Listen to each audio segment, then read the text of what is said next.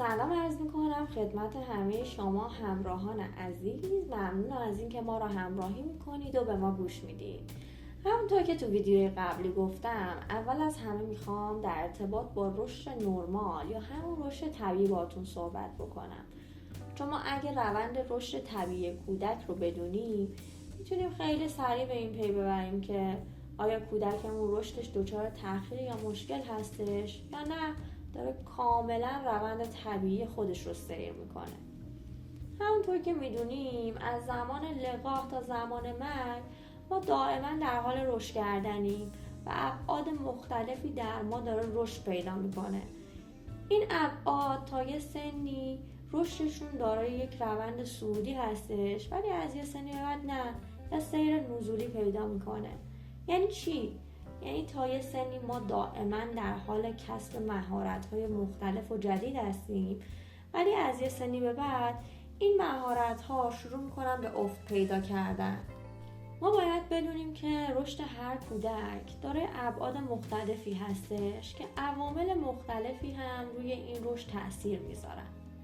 ولی قبل از همه اینا والدینی که میخوان بچه دار بشن قبل از حاملگی باید یه سری اقدامات رو انجام بدن که بچه های سالمتری به دنیا بیارن. مثلا معاینات جسمانی رو حتما انجام بدن قبل از حاملگی، ساخت ژنتیکی خودشون رو چک بکنن و در نظر داشته باشن. مثلا در نظر بگیرن که آیا کسی تو خانواده بچه‌ای مبتلا به بیماری ژنتیکی یا معلولیت داشته یا نه. مواد سمی که از اون استفاده می‌کردن رو کاهش بدن، چون یک سری والدین هستن که برای مثال از داروهای خاص استفاده میکنن، از الکل استفاده میکنن، سیگار میکشن، تحت تاثیر آلاینده ها و مواد شیمیایی هستن و باید قبل از حاملگی از اینها کاملا دوری بکنن.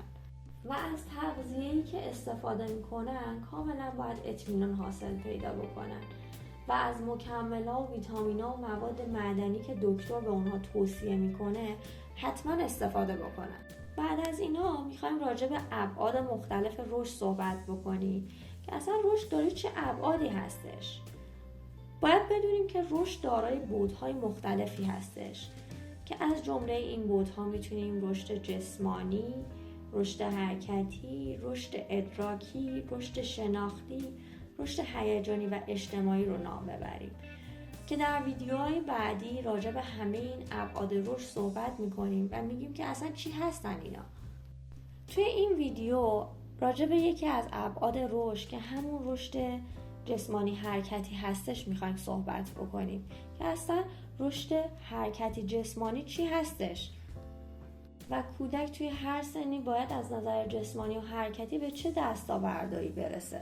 مثلا ما از زمان تولد تا 1 سالگی از کودک انتظار داریم که مغزش به سرعت رشد پیدا بکنه، وزنش 3 برابر بشه، قدش 2 برابر بشه، مهارت‌های حرکتیش پیدایش داشته باشه. برای مثال اول بتونه بغلطه، بعد بتونه بشینه، بعد سینه خیز راه بره، بعد بایسته، بعد شروع کنه به راه رفتن، بعد از اونها بتونه دستش رو دراز بکنه و یک چیزی رو بگیره، بتونه یک چیزی رو چنگ بزنه، دستش رو توی دهانش بکنه و هماهنگی چشم و دست پیدا بکنه، یعنی چیزی رو که میبینه بتونه همزمان اون رو برداره.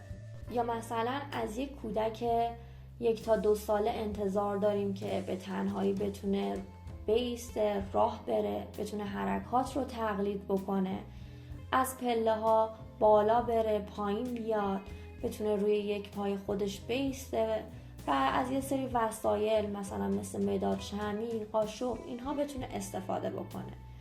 یا یک کودک 2 تا 4 ساله بتونه لیلی بکنه، طناب بازی بکنه، بتونه بپره، توپ پرتاب بکنه، بتونه لباس بپوشه، بتونه کفشاشو پا بکنه و از روی یک سری شکل‌های ساده مثل مثلث کپی برداری بکنه. ولی 5 سالگی به بعد این بزرگ شدنه یکم کند و تدریجی میشه. یعنی اون چیزی که تا به الان شاهدش بودیم که انقدر روندش تند بود، از 5 سالگی به بعد روندش یکم کندتر میشه. یه سری مهارت ها مثل مهارت هماهنگی چشم و دست افزایش پیدا میکنن. کودک در این سن میتونه دوچرخه برونه، البته با استفاده از چرخ‌های کمکی. سرعت دویدنش افزایش پیدا میکنه. از وسایلی مثل چاقو میتونه برای بریدن غذاهای نرم استفاده بکنه. میتونه بندای کفشش رو ببنده. میتونه برخی اعداد و کلمات ساده رو کپی بکنه. در این ویدیو راجع به رشد حرکتی جسمی کودک صحبت کردیم و در ویدیوهای بعدی راجع به ابعاد دیگه رشد باهاتون صحبت خواهیم کرد. امیدوارم که این ویدیو براتون مفید بوده باشه. که سوالی بود در زیر این پست میتونین از من بپرسین و حتما پاسخگو خواهم بود. ممنونم از اینکه وقتتون رو در اختیار من گذاشتین و به من گوش دادین. تا ویدیوهای بعدی، خدا نگهدار.